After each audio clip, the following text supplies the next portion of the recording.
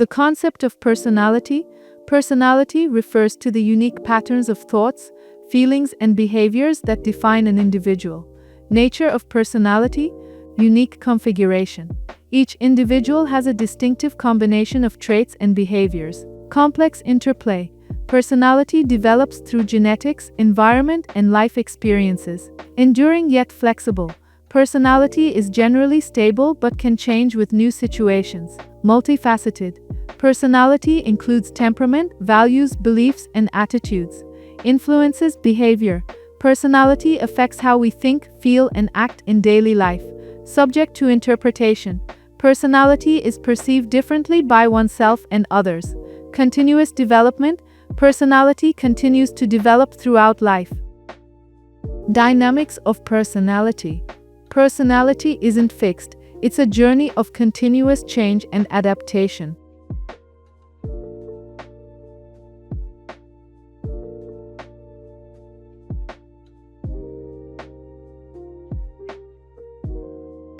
Change and adaptation.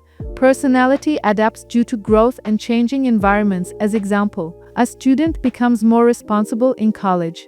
Developmental transitions. Major life stages influence personality development.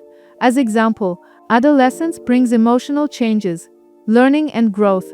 Personality evolves through continuous learning and experience. As example, learning leadership skills improves confidence. Coping mechanisms. Coping strategies help individuals deal with stress. As example, talking to friends during difficulties. Self-reflection and awareness. Self-reflection helps understand strengths and weaknesses. As example, identifying areas for self-improvement. Resilience and adaptability. Resilience helps individuals recover from challenges. As example, staying motivated after failure. Interplay of nature and nurture. Personality is shaped by both heredity and environment. As example, talent combined with training builds confidence. Structure of personality. Personality structure explains individual differences. The Big Five. Openness.